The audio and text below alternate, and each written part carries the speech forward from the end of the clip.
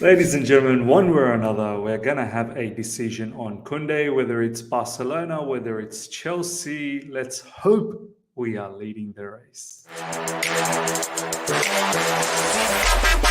All right. Here we go, back again on the other side of the coin. All right, ladies and gentlemen, welcome back to the other side of the coin. As I told you yesterday, that this whole Koundé situation could be the whole Rafinha kind of feeling, that saga, that fight between us and Barcelona. It looks like it's all ramping up again, but it's coming to an end. I feel like this saga is finally coming to an end, and maybe we are just a bit ahead, basing it on what I'm seeing from different journalists. But although these are probably journalists from our end, but then again, there's a lot of talk that apparently some of the Spanish journalists are talking about it as well. That he is closer to Chelsea, and then Barcelona are yet to put in any formal offer. We are apparently, or we have put in an offer, or we are very close to putting an offer. I think we put an offer which was rejected initially, but now we're fine tuning it, which should be accepted. But we'll see. The journalists in Spain are not giving up, and Barcelona themselves, they're trying to do the dirty tricks that they did with Rafinha. I suppose they're trying to convince the player to not listen to any of the Chelsea conversation and simply focus on them. Ladies and gentlemen, let's get straight into this. This is where it all started less than 12 hours ago or so. It all started from Fabrizio Romano talking about the situation. There's a feeling we have a new Rafinha story with Jules Kounde. He would be really keen to join Barcelona and has discussed personal terms. Kounde is talking to both clubs. We have a new fight between Chelsea and Barcelona. Further goes on to say, Chelsea wanted to spend around 42 million on Kimpembe, but PSG won 55 million. I think the Kimpembe scenario, I don't know if it's going anywhere, if I'm being honest. Kimpembe doesn't really seem to be overly eager to leave PSG, and PSG definitely don't seem to be eager to sell him either. It all depends on the Milan Skriniar thing, and maybe that might be dying down now. We'll see. We'll see what happens here. Right now, the full focus is Jules Kounde. Chelsea verbal proposal of 42 million plus add-ons for Kounde was rejected. So we did put an offer, 42 million plus add-ons, that's pounds. Sevilla still want 55 million. Let's see if Chelsea come back. Okay, Chelsea will push again for Jules Kounde. The current situation is Barcelona are pushing on personal terms with Kounde first before talking to Sevilla, whilst Chelsea are pushing with Sevilla and also talking about personal terms. Xavi has called Kounde. Now, as far as I'm concerned, I thought the personal terms with Jules Kounde was already done from a Chelsea point of view. So I'm not sure what more personal terms conversation we're having. That should have been done and dusted. It should really be conversation with Sevilla now. Xavi is really pushing on the player side. Now, look, we are far advanced than Barcelona in this scenario because I believe we had the personal terms agreed with Kounde, unless we need to renegotiate that. Barcelona hasn't even done that. Forget about talking to Sevilla in regards to the fee, which many are saying to journalists out there that Barcelona can't match that. But we know what Barca has done with Rafinha. So, and their economic levers, the second one is about to be activated, and they're looking to do a third one as well. Jules Kounde would accept Chelsea's offer should a fee be agreed between Chelsea and Sevilla. This is from Jacob Steinberg. This literally happened about an hour ago. So this is now fresh information saying Jules Kounde would accept Chelsea should an offer be agreed between Chelsea and Sevilla. This is from Jacob Steinberg from The Guardian.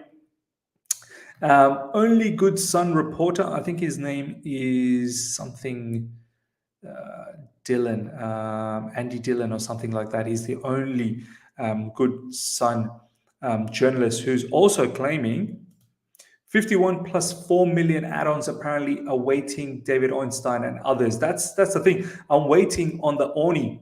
I'm waiting on the Orni bomb. But it seems like a lot of the Chelsea journalists are drumming this beat now, and top journalists as well. Jacob Steinberg, when it comes to transfer news, from The Guardian, I take him seriously, along with Matt Law, obviously. And we're now waiting on that David Ornstein situation.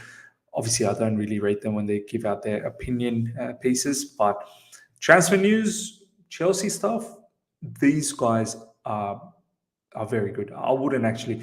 I don't know if Nizar Kinsella is a top rank at the moment. I wouldn't take him seriously anymore. So yeah, 51 plus 4 million. I mean, that's a lot more than what we initially put out there, which was what, 42. If we go back to the initial one, what was it?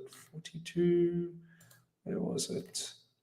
They might have been here. Yeah, 42 plus add-ons. So now we are going to something in the likes of 51 plus 4 million. So you'd think this time around it should happen. Chelsea confident of signing Jules Kounde. This is from Simon Johnson Sport. Simon Johnson has put this out. He's another one that I wouldn't take so seriously. He speculates a lot these days, but apparently it's the source that told him about Raheem Sterling. Him being confident about Raheem Sterling is the same source that is talking about Jules Kounde. But he jokingly also said, he said the same thing last season as well in regards to Jules Kounde. So we'll see what happens. In case Kimpembe Kounde collapses, keep an eye out on Josko Gvardiol because Chelsea love him, but it would not be easy as Leipzig want to keep him. This is from Fabrizio Romano. So we'll see what happens there. Look, I would personally want our first choice. Gvardiol, as much as Thomas Tuchel wants him, look, it's something we can revisit next season. Let's just check him out one more season at Leipzig, see how he goes. But in regards to the Jules Kounde transfer saga, look, there's a lot of journalists in Spain that are still saying Barcelona is still in the game. I'm not ruling Barcelona out. They've scarred me. They've scarred me with the Rafinha situation, with the economic levers that are going to kick in. They'll just monitor Chelsea's scenario, and if they can convince the player, then that's it. It's game over. Whatever Sevilla says doesn't really matter. If the player says, you're going to get an offer from Barcelona coming up soon because I want to go to Barcelona, then it's done and dusted, much like the Rafinha case. I'm hoping that's not the case here because this player has always been interested to come to Chelsea. So whether he's been put off, I suppose, in recent times because of how long it's taken us to do this deal, because he was always ready, I hope he gives us one more chance because looks like now we are full throttle going for him, and there should be a result by the end of this week. There has to be because, both clubs are now focused on defenders. Barcelona has said that they're focusing on defenders. They've done all the damage up front with Dembele, with Rafinha, with Lewandowski. Now the focus is on defenders. And the focus for us is definitely defenders. We've got Koulibaly, but we definitely need to get one more minimum. Okay, next up, ladies and gentlemen, I don't know how you guys feel about this. I've always said I've advocated for this player for our midfield. Breaking in the last hours, Chelsea have expressed firm interest in Frankie De Jong. Barca knows Chelsea are preparing a formal proposal. Manchester United does not seduce Frankie. I love the way they put it. Seduce, like surely that's not the right word in this context. What you're looking for is probably interest. Seduce Frankie, sportingly or personally. Sportingly or personally. On call Frankie soon. This is from Tony Juan Marti, 70.8k followers, Spanish journalist. And this news is coming from Relevo. Look, PYS only puts on news that have some credibility. So I'm thinking this has credibility. Now, in regards to this news, ladies and gentlemen, I love the player. I think as a deep lying playmaker, deepest midfielder, regista, whatever you want to call it, it fits the scenario. But who's he going to take over from? Like, Jorginho doesn't seem like he's going to leave. And now that Kalidou Koulibaly is in here, so he's buzzing. Jorginho's been talking about the fact that he wants to probably stay at Chelsea Football Club. Ampadu is doing well. He's a potential in the DM role. Conor Gallagher is in midfield as well. Mason Mount is possibly going to play in midfield this season. Kante, Kovacic, Ruben Loftus-Cheek. I don't know what's going on here. Who are we letting go? There's no rumors about any of these brothers leaving at the moment. Ruben Loftus-Cheek, the last we heard was that he's not an attractive player to go out for in this transfer. Apparently, the vaccination scenario seems to be a bit of a hamper in the situation. So, look, I don't know. I don't know how we fit this guy in. We'd have to let go of some of our midfielders, and I can't see how you let go of Kovacic, who's our best midfielder. I can't see how I can definitely see Kante or Jorginho, but I don't know. We're leaving it for way too late now. We're leaving it for way too late, and I think they're going to stick around. And Gunnar Gallagher are going to keep playing for us. I just Ruben Loftus-Cheek is the only one, but how much game time does Ruben Loftus-Cheek get? And there's no rumours at all with Ruben Loftus-Cheek, and he looks like he's very much focused to play for Chelsea Football Club. So, look, I would love Frankie De Jong, but I can't see how this happens. I really cannot see how this happens. I mean, yeah, I understand. His move to Man United is not exciting one bit. I think this player does not want to go to Man United. Man United's in Europa League. We're in Champions League. Obviously, we would be far more conducive for him. But like he actually doesn't want to leave Barcelona. Barcelona is forcing him out, and he's indirectly sort of stated that his treatment at Barcelona is not appreciated one bit. Look, I don't know. Let me know, ladies and gentlemen, how you feel about this rumor about Frankie De Jong. I would want him, but I just can't see how we fit him in. You'd have to let go of probably Jorginho, and I don't see how Jorginho leaves. Okay, next up, ladies and gentlemen, Billy Gilmour will hold talks over his Chelsea future after being told by Tuchel he will not play. Everton are interested in taking him on loan. So, as we already know, ladies and gentlemen, with Billy Gilmour, him along with Harvey Vale, they've been sent to the development squad. They're not part of the preseason anymore, which is a shame. I've made that quite obvious in my previous videos. There was a truth bomb on it. If you've missed that out, check that out. I think someone like Billy Gilmour and Harvey Vale could have done those minutes that Kennedy and Barkley are getting at the moment, but it is what it is. I think Billy Gilmour, I'm sorry to say this, it's probably finished for him at Chelsea Football Club. He's one player I really would have liked to seen him in this preseason, see what he could bring for us.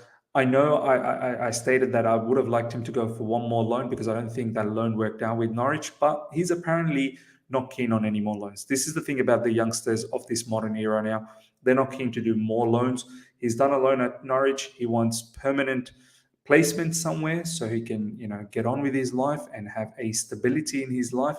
Apparently his mother has come out and said as well that Billy won't do any more loans. If he goes, it will have to be a sale. So Everton's a good spot for him. I think Frank Lampard definitely rates him a lot. And under Frank Lampard is when he got that break and he did extremely well. I think for Everton Football Club, he would be great. He's someone who's so comfortable on the ball, great passing range as well. If Everton want to, change it up a little bit and control the possession a little bit more, this is the kind of player that you need. And I wouldn't be one bit surprised if Frank Lampard comes for this particular player, and I wouldn't be one bit surprised if Billy Gilmour does well. And do you know what? If he was to leave anywhere, I wouldn't mind going him to Frank Lampard and Everton. And look, Everton are going to struggle, in my opinion. They've not really done. I don't know if they've done substantial business this particular transfer window. They've lost Richarlison. Yeah, they got in Tarkowski, the defender. They need a few more players. I think Billy Gilmour will be good for them in terms of an engineer in midfield. And I'd be very keen to watch Everton. Let me know how you feel about the Billy Gilmour scenario. Look, I'm not even interested with buybacks and whatnot. Yeah, we can put a buyback, but how much would the buyback be? Everton's not going to put something small. These buybacks, as I already told you, Tino Livramento has a buyback for 45 million. So I don't think these buybacks are going to be cheap. And buying back our own player for that amount of money when he is currently our player, it seems a bit nonsense to me. But let me know how you feel about the Billy Gilmour situation, ladies and gentlemen. It is a bit sad, but we're stacked in midfield as well. Completely understand. I would have liked him to go on another loan, but seems like he's not keen on a loan. And I'm sure now he understands that he's not part of the preseason. He's probably going to want to leave as well. An update on FFP, Financial Fair Play, concerns from Ben Jacobs on my space. This is from PYS, who held the space earlier today. Chelsea can spend quite aggressively this summer and January without worrying about breaching FFP. If Chelsea spend 200 to 250 million now and next summer they spend another 200 million, plus they have to factor in outgoings. So apparently this summer, the outgoings is not huge along with the January transfer, but next summer, the outgoings will have to be important. I still think the outgoings are just as important this particular summer. we need to let go of some of our players and find a solution for them. Outgoings are not necessity this summer, such as Broja, who Chelsea don't want to sell. They'll take that money reluctantly. Chelsea don't need to sell Broja to buy someone else. Look, I completely get that. We don't need to sell him. I wouldn't want to sell him. But if the player is adamant to leave, it's out of our hands. And that's the thing with Broja at the moment. He's adamant to leave Chelsea Football Club to get regular minutes at West Ham. But we'll see what happens in that transfer saga as well. A little bit about tomorrow's match. I will have a watch-along, so do tune in for the watch-along. Sorry we haven't been able to have live streams in the last couple of days. Just been busy with work and some family stuff as well. So hopefully the live stream will come back tomorrow too, and the watch-along will be there as well. This is a little bit about tomorrow's game. Raheem Sterling will make his debut tomorrow, confirms Tuchel in the press conference that just took place. And Tuchel in regards to Lewa Kowa. Lewa Kowa is one of the players invited to do a Chalaba or Malangsa. And he goes on to say that he doesn't know Lewa Kowa. He hasn't seen enough of Lewa Kowa. Obviously, he's seen his performances at Huddersfield. But in regards to Chelsea, it's unknown for him. He's actually said that in the preseason, in the press conference that just took place. So it's now up to Lewa Colwell. Hopefully he's fit enough to start tomorrow to start making an impression. Just a bit of last bit of news that's come through. Armando Broja is David Moyes' top priority as West Ham look to show up 150 million worth of business this summer. The Standard, a lot of funds must have borrowed money transfer from Barcelona. Let me just quickly have a look that PYS doesn't have anything latest coming up, so that we've covered everything. Yeah, that's pretty much it. Ladies and gentlemen, smash the like button. Let me know how you feel about the Koundé scenario. Barcelona, Chelsea, what's your thoughts? Are we going to win this battle? Hopefully this time we win this battle. And thoughts on all the other stuff that we've talked about. Billy Gilmour, especially, just kind of hurts that one as well. This guy's another top. He's going to become a top midfielder. And I know we can't have everyone. So let me know your thoughts on all of this. And the Frankie De Jong, does he really fit? Who's going to leave? What's going on? Hope you guys have enjoyed this. Smash the like button if you're here for the first time. Subscribe, hit the bell notification to stay in touch with all my content. Until next time, see ya.